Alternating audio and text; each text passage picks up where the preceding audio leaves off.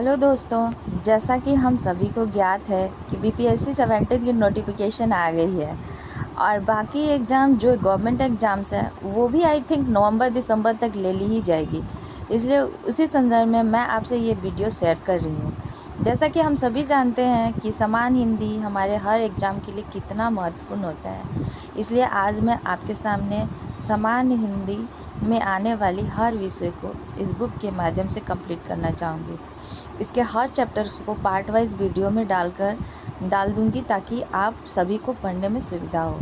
तो चलिए देर न करते हुए हम इसकी शुरुआत करते हैं और हाँ, please subscribe and like my channel ताकि और अच्छी वीडियोस मैं ला सकूं। तो चलिए आज हम चलिए पहले इसका विषय देख लेते हैं, क्या क्या विषय है इसमें।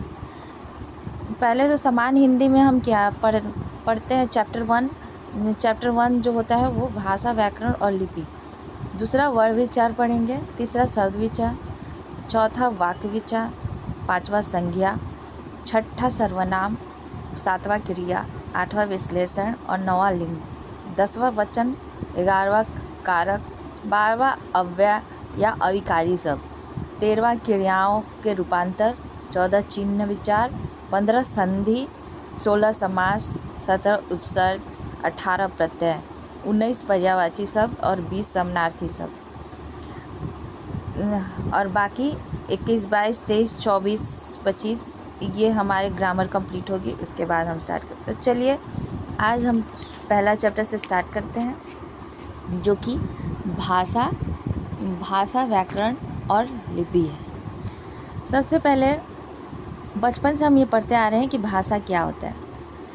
भाषा का संबंध भाष से है, जिसका अर्थ है बोलना या कहना। इसका निर्माण संस्कृत की भाष धातु से हुआ है। इस धातु का अर्थ है भाषा की अभिव्यक्ति। भाष व्यक्तवाची, जिसका अर्थ है मनुष्य की व्यक्तवाणी ही भाषा है। भाषा के माध्यम से मनुष्य के भाव तथा विचार व्यक्त होते हैं। इसी प्रकार भाषा के माध्यम से व्यक्त भावों एवं विचारों को ग्रहण भी किया जाता है। इससे स्पष्ट होता है कि भाषा सामाजिक मनुष्यों के बीच भावों तथा विचारों के पारस्परिक आदान प्रदान का एक सार्थक माध्यम है। लिखित रूप से पहले भाषा को बोलने या कहने और सुनने के रूप में ही लिया जाता होगा। भाषा का आधार कुछ ध्वनियाँ हैं जिनसे बने शब्दों को विशेष अर्थ दे दिए गए हैं। सामान्यतः भाषा की परिभाषा हम इस प्रकार से कर सकते हैं। मानव के उच्चारण अवयवों द्वारा विशेष ध्वनियों से निर्मित शब्दों एवं वाक्यों के उस साधन को भाषा कहते हैं, जिसके द्वारा मनुष्य अपने भाव या विचार अन्य लोगों को तक पहुंचाता है। इसी संदर्भ में कुछ विशिष्ट भाषा वैज्ञानिकों द्वारा दी गई है। परिभाषाओं से भाषा का स्वरूप अस्पष्ट हो जाता है। भाषा मनुष्य की उस चेष्टा या व्यवहार को कहते हैं जिससे मनुष्य अपने उच्चारणोपयोगी शरीर अवयवों से उच्चारित किए गए वर्णात्मक या व्यक्त शब्दों द्वारा अपने विचारों को प्रकट करते हैं। ये हमारे डॉक्टर मंगलदेव शास्त्री द्वारा विचार रखे गए हैं। दूसरा डॉक्टर श्याम सुंदर दास द्वारा विचार रखे गए हैं, जो कि इस प्रकार है। मनुष्य और मनुष्य के बीच वस्तुओं के विषय में अपनी इच्छा और मति का आदान प्रदान करने के लिए व्यक्त ध्वनि संकेतों का जो व्यवहार होता है उसे भाषा कहते हैं। भाषा सीमित और ध्वनियों का नाम है जिन्हें हम अभिव्यक्ति के लिए संगठित करते हैं। ये क्रोचे द्वारा कहा गया विचार रखा गया है। भाषा मनुष्यों के बीच संचार व्यवहार के माध्यम के रूप में एक प्रतीक व्यवस्था है। ये वेंद्रे के द्वारा विचार रखा गया है। जिन ध्वनि चिन्हों द्वारा मनुष्य परस्पर विचार विनिमय करता है उसको समष्टि रूप से भाषा कहते हैं। ये डॉक्टर बाबूराम सक्सेना जी द्वारा विचार रखा गया। भाषा उच्चारण अवयव से उच्चरित प्राय यादच्छिक ध्वनि प्रतीकों की वह व्यवस्था है जिसके द्वारा किसी समाज के लोग आपस में विचारों का आदान प्रदान करते हैं। यह डॉक्टर भोलानाथ तिवारी द्वारा विचार रखा गया है। आचार्य देवेंद्र नाथ शर्मा ने अपने विचारों द्वारा कहा है कि उच्चरित ध्वनि संकेतों की सहायता से भाव या विचार की पूर्ण अथवा जिसकी सहायता से मनुष्य परस्पर विचार विनिमय या सहयोग करते हैं, उस यादृच्छिक रूढ़ ध्वनि संकेत की प्रणाली को भाषा कहते हैं। उपर्युक्त परिभाषाओं से यह निष्कर्ष निकलता है कि भाषा सामाजिक मनुष्य के भावों एवं विचारों के पारस्परिक आदान प्रदान के माध्यम है।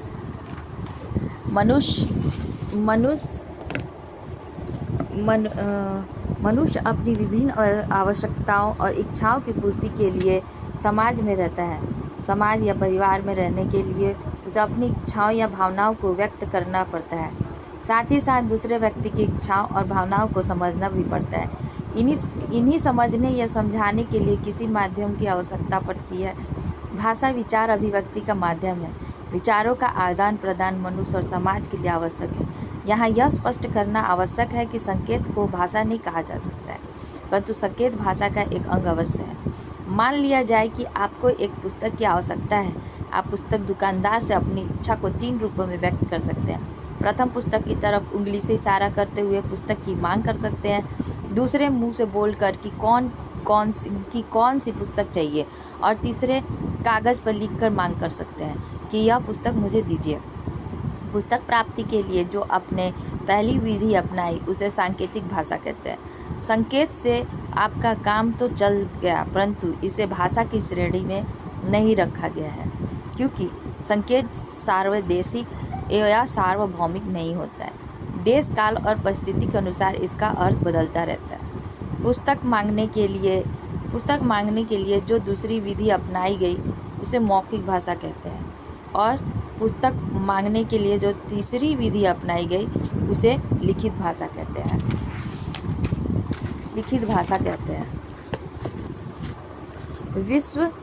विश्व में अनेक भाषाएं बोली जाती है, जैसे अंग्रेजी, अरबी, जर्मन, रूसी, चीनी, फ्रेंच आदि। स्पष्टतः मौखिक या लिखित भाषा ही भाषा है। मौखिक भाषा, मौखिक का अर्थ है मुंह से कहा गया। कुछ लोग इसे कथित भाषा भी कहते हैं। कथित का शाब्दिक अर्थ है कहा गया। जब मुंह द्वारा बोलकर अपने विचार प्रकट किए जाते हैं तो भाषा का यह रूप मौखिक भाषा कहलाता है। मौखिक भाषा के लिए मुंह के विभिन्न भागों की आवश्यकता पड़ती है। इन भागों को उच्चारण स्थान कहते हैं। इनके सहयोग से विभिन्न ध्वनियाँ निकलती है। यदि ध्वनियाँ अर्थपूर्ण हो तो वे मौखिक भाषा का निर्माण करती है। निरर्थक ध्वनियाँ भाषा की श्रेणी में नहीं आती है। आमने सामने रहने पर या टेलीफोन आदि पर हम भाषा के इस रूप का प्रयोग करते हैं। आज के विज्ञान एवं प्रौद्योगिकी के युग में बातचीत या भाषण आदि को रिकॉर्ड करने की सुविधा उपलब्ध है, परंतु मौखिक भाषा को भाषा का स्थायी रूप स्वीकार नहीं किया जा सकता। लिखित भाषा, जब लिखकर अपने विचार अभिव्यक्त किए जाते हैं तो ऐसी भाषा लिखित भाषा कहलाती है। मौखिक भाषा को जब हम हाथ से टंकण, मशीन या छपाई द्वारा लिखते हैं तो यह भाषा का लिखित रूप कहलाता है। प्रत्येक भाषा का लिखित रूप उस स्थायी रूप प्रदान करता है। हम दूर बैठे व्यक्ति तक अपने विचार लिखकर पहुंचा सकते हैं। सरकारी कामकाज में ब्यौरा लिखित रूप में ही संचित किया जाता है। किसी भी विचार या ज्ञान को भावी पीढ़ी तक पहुंचाने के लिए एकमात्र साधन लिखित भाषा है। भाषा का लिखित रूप यदि विकसित न किया गया होता तो मानव सभ्यता का विकास असंभव था। लिखित भाषा ने ही मानव को पूर्व अर्जित ज्ञान की परिचित कराया है, जो भविष्य की उन्नति और विकास का आधार बना। भाषा की विशेषताएं। भाषा की प्रमुख विशेषताएं निम्न है। भाषा का संबंध मनुष्य से है। भाषा की क्षेत्रीय सीमा होती है। समाज के सांस्कृतिक विकास एवं पतन के साथ भाषा के विकास एवं पतन भी सीधे जुड़े होते हैं। भाषा प्रतीकात्मक है। भाषा परिवर्तनशील है। भाषा ध्वनिमय है। भाषा सरलता एवं प्रौढ़ता की दिशा में सतत गतिशील होती है।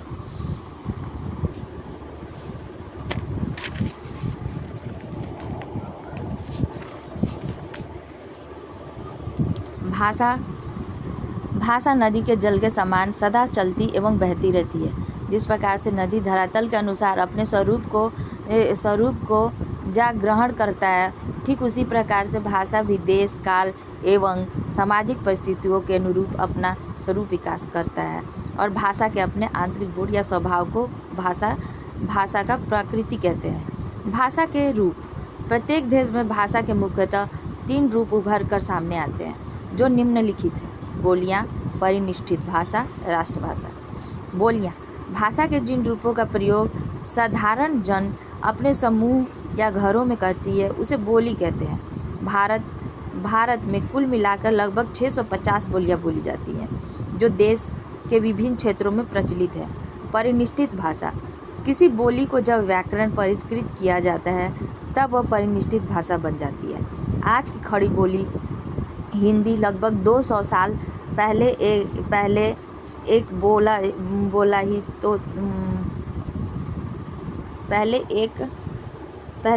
बोली ही तो थी। आज हिंदी परिनिष्ठित भाषा है। राष्ट्रभाषा किसी भी देश की परिनिष्ठित भाषा व्यापक रूप से बहुसंख्यक जनता द्वारा व्यवहार में ग्रहण करा जाती है। तब आगे चलकर राजनीतिक और सामाजिक शक्ति आधार पर राष्ट्रभाषा का स्थान पा लेती है। भाषा और बोली।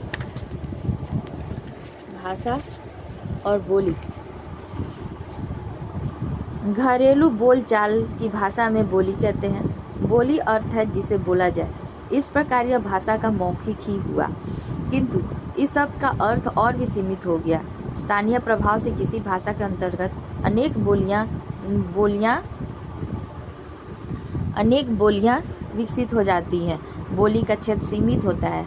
इसमें साहित्य रचना भी नहीं होती क्योंकि इसका कोई व्याकरण नहीं होता और प्रत्येक 25-50 किलोमीटर तक इसका रूप बदलता रहता है। इसकी अपनी लिपि होती है तथा इसमें साहित्य की रचना होती है। भाषा का अपना व्याकरण होता है। इसका रूप प्रत्येक स्थान पर समान होता है। जैसे आपका क्या नाम है, साहित्य की भाषा म्यूजिकल टू भाषा। अहाँ के की नाम है, क्षेत्रीय भाषा बोली। तोहार का नाम हो, क्षेत्रीय भाषा म्यूजिकल टू बोली। राउर का नाम भइल, क्षेत्रीय भाषा बराबर बोली।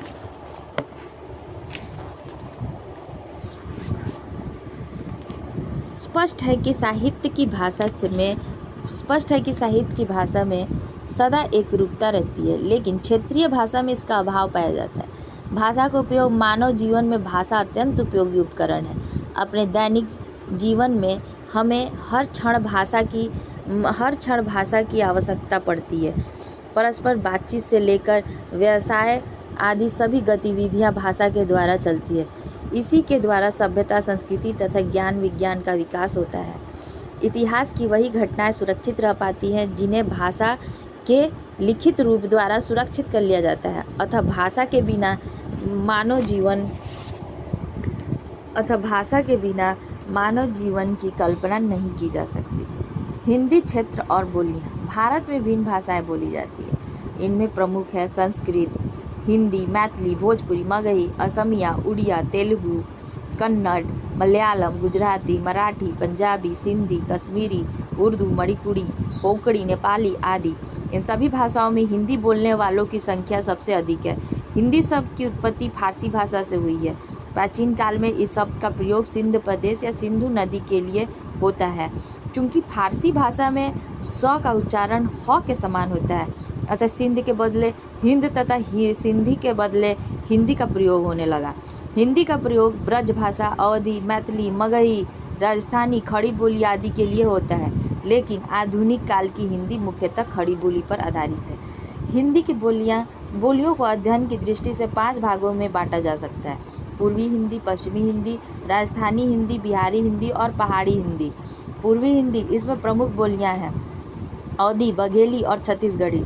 अवधी भाषा में तुलसीकृत रामचरितमानस और मलिक मुहम्मद जैसी द्वारा रचित पद्मावत प्रसिद्ध काव्य है।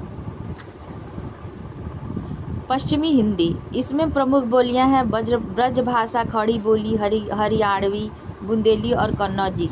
ब्रज भाषा में सूरदास और नंददास की कृष्ण भक्ति से सराबोर उत्कृष्ट काव्य रचनाएं हैं। खड़ी बोली विशेषकर दिल्ली, मेरठ, गाजियाबाद, बिजनौर और सहारनपुर तथा इसके आसपास के क्षेत्र में बोली जाती है।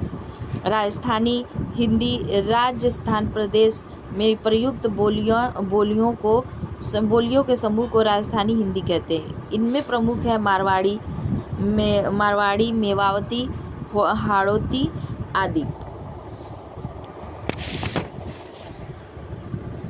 बिहारी हिंदी। बिहार तथा झारखंड प्रदेश में प्रयुक्त बोलियों के समूह को बिहारी हिंदी कहते हैं। मगही, भोजपुरी और मैथिली। मैथिली के आदि कवि विद्यापति की प्रसिद्ध पदावली मैथिली में ही है। पहाड़ी हिंदी। हिमाचल की बोली मंडियाली, गढ़वाल की बोली गढ़वाली और कुमाऊं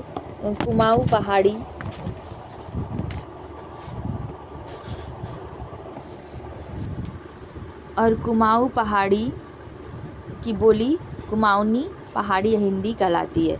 हिंदी संपर्क भाषा और राजभाषा। हिंदी संपूर्ण भारतवासियों के बीच संपर्क भाषा के रूप में अपनी ख्याति अर्जित कर चुकी है। आप हिंदुस्तान के किसी भी कोने में चले जाएं, इस भाषा से आपका काम चल जा सकता है। हिंदी भाषा को भारत संघ की राजभाषा का दर्जा प्राप्त है।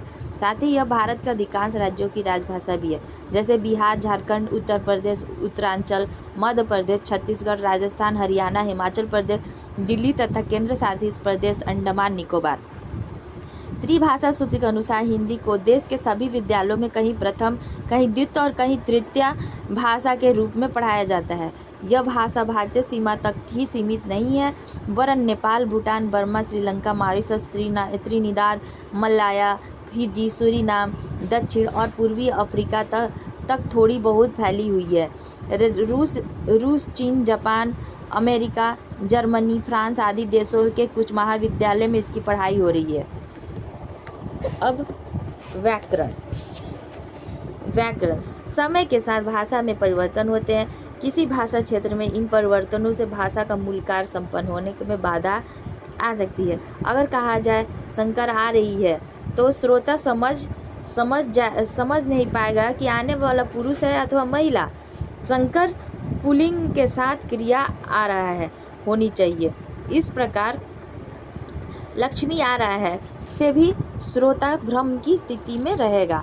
वचन, सर्वनाम, काल, विराम चिन्ह आदि के अशुद्ध प्रयोगों के अर्थ का अनर्थ हो सकता है। व्याकरण के द्वारा हम जान सकते हैं कि भाषा के सही प्रयोग क्या है।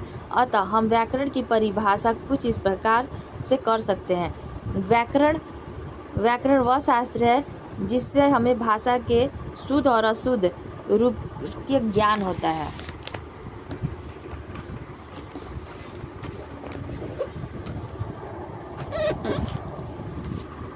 भाषा और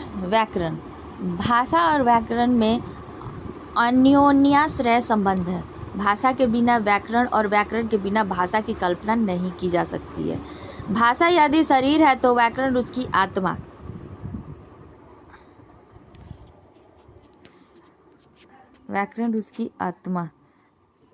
तो चलिए फ्रेंड्स, इस वीडियो को हम यहीं अंत करते हैं और बाकी हम पार्ट 2 में देखेंगे। Thank you for the day. Thank you and have a nice day.